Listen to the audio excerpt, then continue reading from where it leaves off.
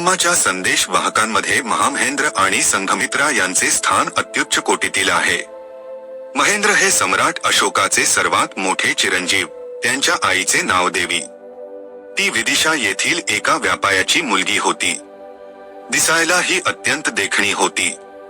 पाटलीपुत्राच्या गादीवर बसण्यापूर्वी राजकुमार अशोकाची नेमणूक उज्जैनच्या अवंती प्रांतावर उपराजा म्हणून झाली होती. वाटेत सांची जवळील विदिशागिरी येथे त्याची देवीशी गाठ पडली आणि त्याने तेथेच देवीशी लग्न केले. देवीपासून लवकरच सम्राट अशोकाला मुलगा झाला. त्याचे नाव महेंद्र असे ठेवण्यात आले. महेंद्राच्या जन्मानंतर 2 वर्षांनी अशोकाला देवीपासून जी मुलगी झाली तिचे नाव संघमित्रा ठेवण्यात आले. महेंद्राचा जन्म इसवी सनापूर्वी 284 किंवा 283 साली झाला असावा. तर संघमित्राचा जन्म महेंद्रानंतर 2 वर्षांनी झाला. सम्राट अशोकाच्या राज्याभिषेकाच्या वेळी महेंद्र 14 वर्षांचे झाले होते. विज्ञपिटकाच्या अटकथांमध्ये महेंद्रांच्या आणि संघमित्रांच्या प्रवर्जासंबंधी पुढील माहिती मिळते. राजा अशोकाने अशोकाराम नावाचा महाविहार बांधून 60,000 भिक्खूंना नित्य राहण्याची व्यवस्था केली. त्याने सर्व जंबूद्वीपात 84,000 चैत्यांनी सुशोभित असलेले 84,000 विहार बनविले. राजाने अशोकाराम विहाराचे काम सुरू केले. संघाने इंद्रगुप्त नावाच्या स्थविराची त्या बांधकामावर देखरेख करण्यासाठी निरीक्षक म्हणून नेमणूक केली. 3 वर्षांमध्ये विहार बांधून तयार करण्याचे काम संपले.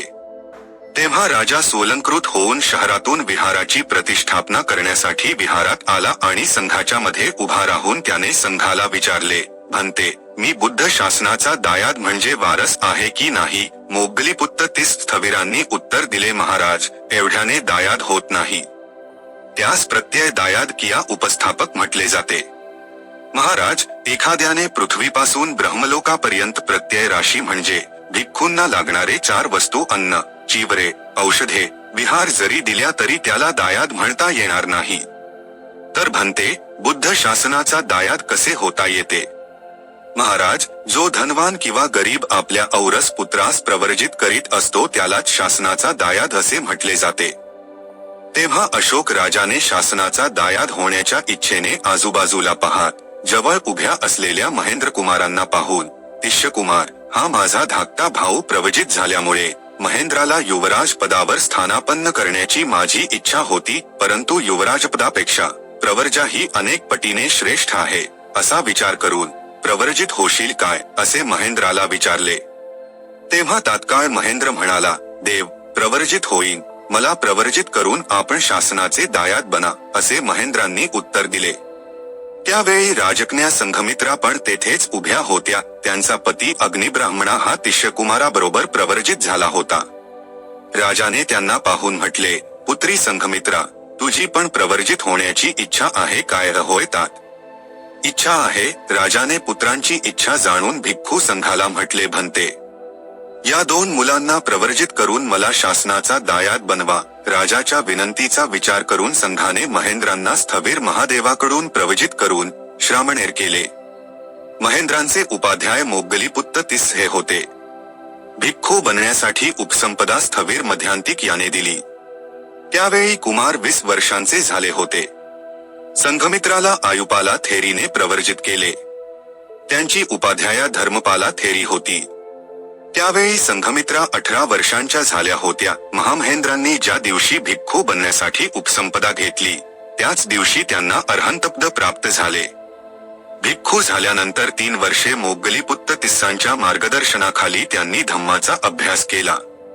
महेंद्र अत्यंत तल्लख बुद्धिमत्तेचे असल्यामुळे लवकरच त्यांनी सारे त्रिपिटक आत्मसात केले. पुढे जेव्हा त्यांचे गुरु मोगलीपुत्र 37 वर्षे अहोगंगा पर्वतावर एकांतवासाठी गेले तेव्हा त्यांनी त्यांचे 1000 शिष्य महामहेंद्रांच्या स्वाधीन केले. कारण मोगलीपुत्र 30 महामहेंद्राच्या विद्वत्तेबद्दल पूर्ण खात्री होती. 30व्या धम्मसंगीतीनंतर श्रीलंका येथे जाऊन धम्मप्रचार करण्याची कामगिरी महामहेंद्रांवर सोपविण्यात आली होती. त्यावेळी भिक्खू होऊन त्यांना 12 वर्षे झाली होती, म्हणजे त्यावेळी त्यांचे वय केवळ 32 वर्षांचे होते. त्यांच्या बरोबर इठ्ठीय, उत्तीय, संबळ आणि भद्दसाल ह्या स्थविरांना सुद्धा धम्मप्रचारासाठी श्रीलंकेला पाठविण्यात आले होते. पूर्वीपासून श्रीलंकेचा आणि भारताचा फार जवळचा संबंध होता. परंपरेनुसार ज्या वर्षी भगवान बुद्धांचे महापरिनिर्वाण झाले त्याच वर्षी म्हणजे इसवी सनापूर्वी 483 साली दक्षिण गुजरात आणि उत्तर पश्चिम महाराष्ट्र मिळून झालेल्या लाट नावाच्या देशाच्या विजयसिंह नावाच्या राजकुमाराने ताम्रपर्णी बेट जिंकून घेतले. त्या काळी श्रीलंकेचे नाव ताम्रपर्णी असे होते. विजयसिंहाच्या सिंह या नावावरूनच ताम्रपर्णी या बेटांचे नाव सिंहलद्वीप किंवा नुसते वसिंहल असे पडले. त्यामुळेच तेथील लोकांना सिंहल लोक आणि भाषेला सिंहली भाषा म्हणतात. लंका किंवा श्रीलंका हे नाव फार नंतरच्या काळात लोकप्रवादामुळे पडले. सम्राट अशोकाच्या शिलालेखात आणि जुन्या पाली वाङ्मयात श्रीलंकेचे नाव ताम्रपर्णी असेच आहे. फाहेन आणि ह्युनत्संग यांच्या लिखाणात या देशाला सिंहल देश असे म्हटले आहे. विजाच्या बोटी ठाणे जिल्ह्यातील सोपारा बंदरातून निघाल्या होत्या असे श्रीलंकेचा इतिहास सांगणाऱ्या महावंस्या काव्यमय इतिहासात नमूद केले आहे. विजने ताम्रपर्णीच्या मूळ रहिवाशांना जिंकले आणि तेथे आपले राज्य स्थापन केले. लंकेच्या मूळ रहिवाशांचे नाव वेद्दा असे आहे. त्यांची लोकसंख्या आता अगदीच थोडी असून ते रानटी अवस्थेत जंगलात राहतात. हल्लीचे श्रीलंकेचे लोक विजय आणि त्याच्या सैन्याचे वंशज आहेत. त्या अर्थाने श्रीलंकेशी महाराष्ट्र गुजरातचे नाते फार जवळचे आहे. तामिळनाडू जवळ असल्यामुळे तामिळ लोकही तेथे भरपूर आहेत. सम्राट अशोकाची आणि त्यावेळी श्रीलंकेवर राज्य करीत असलेल्या देवानाम्पियतीस नावाच्या राजाची मैत्री होती. पाटलीपुत्र येथे भरलेल्या तिसऱ्या धम्मसंगीतीनंतर देवनाम्पियतीस हा श्रीलंकेच्या गादीवर बसला होता. त्याच्या राज्याभिषेकाच्या निमित्ताने सम्राट अशोकाने आपला पुतण्या महारिथ याच्यातर्फे देवनाम्पियतिस्सासाठी भेटवस्तू आणि सदिच्छा पाठविल्या होत्या. आपण स्वतः बुद्धधम्म स्वीकारला असून आपला भिक्खू झालेला मुलगा तेथील लोकांना धम्मज्ञान देण्यासाठी श्रीलंकेला येत आहे असा निरोपही सम्राट अशोकाने महारिथातर्फे देवानाम्पियतिस्साला पाठविला होता. धम्मप्रचारासाठी श्रीलंकेला जाण्याची कामगिरी मिळाल्यानंतर विनयपिटकाच्या अट्टकथेत म्हटल्याप्रमाणे महेंद्र स्थविरांनी इठ्ठी आदी स्थविरांच्या बरोबर संघमित्रांचा मुलगा सुमन श्रामणेर आणि भंडक नावाच्या उपासकाला बरोबर घेऊन अशोकारामातून निघून राजगृहनगराला वेढणाऱ्या दक्षिणगिरी देशात चारिका करीत 6 महिने घालविले. नंतर ते आपल्या आजोळी विदिशा नगरात पोहोचले. महेंद्रांची आई देवी त्यावेळी आपल्या माहेरात म्हणजे विदिशा नगरात होती. स्थविरांना आलेले पाहून स्थविरमाता देवीने आपले मस्तक स्थविरांच्या चरणावर ठेवून त्यांना वंदन केले आणि भिक्षा दिली. नंतर स्थविरांना आपण बनविलेल्या विदिशागिरी महाविहारात राहण्याची व्यवस्था केली. त्या विहारात वास करीत असता स्थविरांनी विचार केला की आमचे येथील कार्य आता संपले आहे. आता ताम्रपर्णीत जाण्याची वेळ आली आहे. नंतर विचार केला की देवनाम्पियतिस्साला माझ्या वडिलांनी पाठविलेला राज्याभिषेक मिळू दे. असा विचार करून त्यांनी आणखी 1 महिना तेथे वास केला. नंतर मजल दरमजल करीत ते ज्येष्ठ पौर्णिमेच्या दिवशी अनुराधापूरच्या पूर्व दिशेला मिश्रक पर्वतावर पोहोचले. त्या जागेला आता चैत्य पर्वत मिहिंतले ह्या नावाने सुद्धा ओळखतात. त्या दिवशी ताम्रपर्णी द्वीपात ज्येष्ठ मूल नक्षत्र उत्सव होता. राजाने आपल्या अमात्याला उत्सवाची घोषणा करून क्रीडा करा अशी आज्ञा देऊन 44,000 पुरुषांच्या बरोबर नगरातून निघून जेथे मिश्रक पर्वत आहे तेथे शिकार खेळण्यासाठी गेला. तेथे रोहितमयी गवत खात असताना त्याने पाहिले. चुकून सुद्धा ह्या वेळी मारणे उचित नाही असा विचार करून त्याने टाळी वाजविली. रोहितमयी आम्रस्थळाच्या दिशेने धावू लागला. राजा त्याचा पाठलाग करीत आम्रस्थळावर चढला. मृग सुद्धा स्थविरांच्या जवळ जाऊन दिसेनासा झाला. महेंद्र स्थविरांनी राजाला जवळ आलेला पाहून म्हटले, तिश तिश येथे ये. राजाने विचार केला की ह्या द्वीपात जन्म घेतलेला कोणी मला तिश हे नाव घेऊन बोलावणे शक्य नाही. तरी सुद्धा हा फाटलेली आणि धुळीने माखलेली काशाय वस्त्रे घालणारा मला नावाने बोलवतो आहे असा विचार करून राजाने विचारले, मनुष्य आहेस की अमनुष्य? स्थविरांनी म्हटले, महाराज, आम्ही धम्मराजाचे बुद्धाचे श्रावक श्रमण आहोत. तुझ्यावर कृपा करण्यासाठी जंबूद्वीपातून येथे आलो आहोत.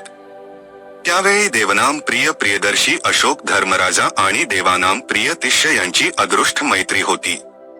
राजा त्या दिवसाच्या 1 महिन्यापूर्वीच म्हणजे वैशाख पौर्णिमेच्या दिवशी सम्राट अशोकाने पाठविलेल्या अभिषेकाने अभिषिक्त झाला होता. त्याच वेळी त्याला बुद्धधम्माविषयीही माहिती झाली होती. त्यांची आठवण होऊन तेच हे आर्यपुत्र आले आहेत असे जाणून त्याने आपले शस्त्र बाजूला ठेवले आणि स्थविरांना वंदन करून तो एका बाजूला बसला. तेथे दुसरे 44,000 पुरुष सुद्धा येऊन राजाच्या आजूबाजूला उभे राहिले. तेव्हा स्थविरांनी राजाला आपल्या बरोबर असलेल्या 6 जणांना दाखविले. राजाने त्यांना पाहून विचारले, हे केव्हा आले? माझ्या बरोबरच महाराज, ह्या वेळेला जंबूद्वीपात आणखीही अशा प्रकाराचे श्रमण आहेत. होय महाराज. यावेळी संपूर्ण जंबूद्वीप काशाय वस्त्रांनी झमगून गेले आहे. अशा प्रकारचे औपचारिक संभाषण झाल्यावर स्थविरांनी राजा पंडित आहे, धम्म जाणू शकेल तसा विचार करून अत्यंत प्रभावी शब्दात चुल्हत्थिपदोपमसुत्ताचा उपदेश त्यांनी केला. महामहेंद्रांचे हे प्रवचन इतके प्रभावी होते की धम्मोपदेशाच्या शेवटी 44,000 माणसांच्या सहित राजाने बुद्ध, धम्म आणि संघाला शरण जाऊन बुद्धधम्म स्वीकारला. अशा थेने बुद्धधम्माचा प्रवेश श्रीलंकेमध्ये झाला. राजाने आणि त्याच्या बरोबर असलेल्या 44,000 लोकांनी बुद्धधम्म स्वीकारल्यावर त्याच दिवशी दुपारी स्थविर महेंद्रांनी त्यांना समचित्त सुत्ताचा उपदेश केला. दुसऱ्या दिवशी राजाच्या विनंतीवरून महेंद्र अनुराधापूरला गेले. तेथे राजवाड्यात भोजन केल्यानंतर त्यांनी पेतवत्थू, विमानवत्थू आणि सच्चसंयुक्त या सुत्तांचा विषय घेऊन देशना केली. त्यावेळी अनुला आणि तिच्या बरोबर असलेल्या 500 स्त्रिया स्त्रोतापन्न अवस्थेला गेल्या. नंतर हत्तीशाळेसमोर त्यांनी देवदूत सुत्तावर प्रवचन केले आणि संध्याकाळी नंदनवन नावाच्या जागेत जमलेल्या लोकांना बालपंडित सुत्तावर व्याख्यान दिले. रात्री मुक्कामासाठी महेंद्र चैत्य पर्वताकडे निघाले. तेव्हा राजाने वाटेत येऊन स्थविरांना विनंती केली, आता संध्याकाळ झाली आहे आणि पर्वत दूर आहे. इथे नंदनवनात राहिलात तर बरे होईल. त्यावर महेंद्र म्हणाले, ते नगराच्या फार जवळ आहे, म्हणून अनुकूल नाही. महामेघवन नगरापासून फार दूर नाही किंवा फार जवळही नाही. ते रमणीय असून तेथे छाया आणि पाणी विपुल आहे. चला भंते, तेथे निवास करा. अनुराधापूरच्या जवळून वाहत असलेल्या कदंब नदीच्या किनाऱ्याजवळ जेथून महेंद्र परत फिरले, तेथे एक स्तूप बांधला गेला. त्याचे निवर्तन चैत्य असे नाव पडले. महेंद्र आपल्या साथीदारांसह महामेघवनात राहिले. सकाळी येऊन राजाने कुशल मंगल विचारले. स्थविर महेंद्र म्हणाले, आम्ही मोठ्या आरामात राहिलो. हे उद्यान श्रमणांच्यासाठी अनुकूल आहे. राजाने उद्यानाला दान देण्याच्या इच्छेने विचारले, संघ आराम, विहार, दान म्हणून घेऊ शकतो काय? महेंद्रांनी होय असे म्हटले. देवनाम प्रियतिष्य राजाने स्थविर महेंद्रासाठी तेथे विहार बांधला. श्रीलंकेतील हे पहिले महाविहार होय. स्थविर महेंद्र महामेघवनात 26 दिवस राहिले. आषाढ शुद्ध त्रयोदशीला महापम्माय सुत्तावर देशना दिल्यावर ते तिस्सक पब्बत येथे वर्षावासासाठी गेले. राजाने त्या पर्वतावर भिक्खूंच्यासाठी 68 लेण्या खोदल्या होत्या. पौर्णिमेच्या दिवशी त्याने स्थविर महेंद्रातर्फे संघाला अर्पण केल्या. त्याच दिवशी महेंद्रांनी 62 श्रामणेरांना भिक्खू होण्याची उपसंपदा दिली. पुढे त्या सर्वांनी काही दिवसांनी स्थविर महेंद्रांच्या सूचनेवरून देवानांपिय तिस्साने महारिथ्थाला सम्राट अशोकाकडे पाठवून संघमित्राला सिंहली द्वीपात पाठविण्याबद्दल विनंती केली. संघमित्राबरोबर सिंहली द्वीपात रोवण्यासाठी बोधिवृक्षाची एक फांदी पाठवावी, अशीही सम्राट अशोकाला विनंती करण्यात आली होती. त्या विनंतीचा स्वीकार करून सम्राट अशोकाने संघमित्राबरोबर बोधिवृक्षाची एक फांदी श्रीलंकेला पाठविली.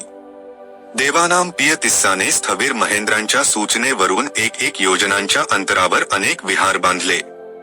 त्यामुळे लवकरच सर्व श्रीलंका बौद्धमय झाली.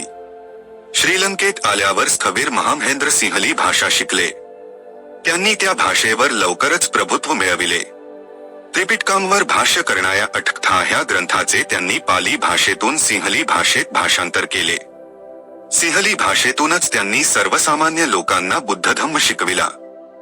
महामहेंद्रांनी 48 वर्षे श्रीलंकेत बुद्धधम्माचा प्रचार केला. लंकेच्यासाठी बुद्धांसमान असलेल्या महामहेंद्रांनी आपल्या भिक्खू जीवनाच्या 60 वर्षांनी उत्तीय राजाच्या 8व्या राज्यवर्षात चैत्य पर्वतावर वर्षावास करीत असताना आश्विन महिन्याच्या शुक्ल पक्षातील अष्टमीला वयाचे 80व्या वर्षी परिनिर्वाण प्राप्त केले. महामहेंद्रांच्या निर्वाणाची बातमी ऐकल्यावर राजा उत्तीय अत्यंत दुःखी झाला.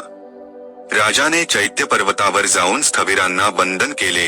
नंतर लवकरच स्थविरांच्या देहाला सुगंधित तेलाने भरलेल्या पेटीत बंद ठेवण्यात आले. त्या पेटीला व्यवस्थित बंद करून दुसऱ्या एका सोनेरी पेटीत ठेवण्यात आले आणि ती दुसरी पेटी तिसऱ्या एका अलंकृत पेटीत ठेवली. अनेक प्रकारच्या नाचगाण्यांनी सजवलेल्या मार्गावरून चहूबाजूने आलेल्या असंख्य जनसमुदायाबरोबर आणि सैनिकांच्या बरोबर पूजा करीत अनेक प्रकारे शहराला सुशोभित करून राजमार्गाने त्या शवपेटीला महाविहारात नेण्यात आले. तेथे तिला एक आठवडाभर ठेवण्यात आले. विहार आणि विहाराच्या चारी बाजूंचा 3 योजन पर्यंतचा परिसर तोरणे, ध्वजपताका, पुष्प आणि गंधपूर्ण घटांनी सुशोभित केला होता. राजाने आणि प्रजेने सर्व लंकाद्वीप अशा तऱ्हेने सजविले होते. एक आठवडाभर अनेक प्रकारांनी पूजा केल्यावर राजाने थेरांच्या बंध मालकाच्या पूर्वेला सुगंधित चिता रचली. महास्तूपाच्या स्थानाला प्रदक्षिणा करून त्या मनोरम शवपेटीला तेथे नेऊन चितेवर ठेवून अंतिम संस्कार केले. नंतर रक्षा गोळा करून राजाने त्या जागेवर स्तूप बांधला. राजाने अर्ध्या रक्षा घेऊन चैत्य पर्वत आणि इतर विहारात स्तूप बांधून तेथे त्या ठेवण्याची व्यवस्था केली. ज्या ठिकाणी स्थविरांच्या देहावर अंतिम संस्कार केले होते त्या जागेच्या सन्मानार्थ ऋषीभूमी प्रांगण असे म्हटले जाऊ लागले.